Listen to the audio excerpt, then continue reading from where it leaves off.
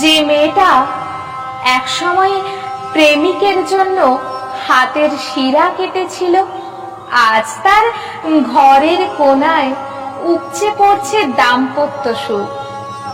যে ছেলেটা ক্লাস 8-এ অঙ্কে ফেল করেছিল একবার, আজ তার কোচিং ক্লাসে সব থেকে বেশি ছাত্রছাত্রীরা ভর্তি হয় প্রতিদিন।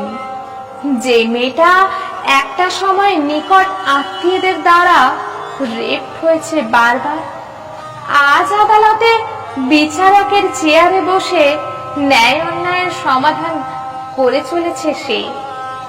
যে ছেলেটা বেকার বলে পরিচিতদের থেকে প্রতিদিন পেয়েছে অবহেলা, আজ তার বাড়ির গ্যারেজে ঝকঝকে একটা সাদা গাড়ি শোভা পাচ্ছে।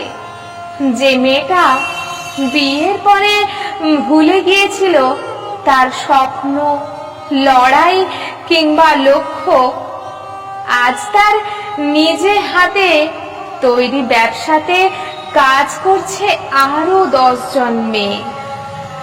যেই ছেলেটা চাকরির ইন্টারভিউতে শতাধিকবার ব্যর্থ হয়ে শেষ করে দিতে চেয়েছিল নিজের জীবন, আজ তার ইউটিউব চ্যানেলের লাখো লাখো শ্রোতা হাঁ করে শোনে তার মোটিভেশনাল স্পিচ। আসলে সময়ের থেকে বড় শিক্ষক, পথপ্রদর্শক, বন্ধু কেউই হতে পারে না। সময়কে আঁকড়ে ধরতে হয়, জাপটে ধরতে হয়, ব্যবহার করতে হয়, নিজের সমস্তটা দিয়ে ভালোবাসতে হয়। তবেই অসফলতা, হতাশা কিংবা অবহেলার মেঘ সরিয়ে একদিন বৃষ্টি আসে। একদিন প্যাচ প্যাচে জীবনের খোলা জানালা দিয়ে ঢুকে পড়ে জলের হাওয়া।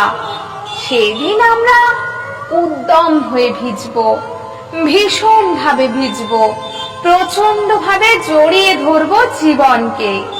ততদিন কাঠফাটা রোদে আরেকটু তেষ্টা বাড়িয়ে নি, আরেকটু বাড়িয়ে নি ভালো থাকার আকাঙ্ক্ষা, যাতে করে সেদিনের সেই বৃষ্টিতে ভিজতে ভিজতে আমরা বলতে পারি, আহারে জীবন, আমি তোকেই ভালোবাসি।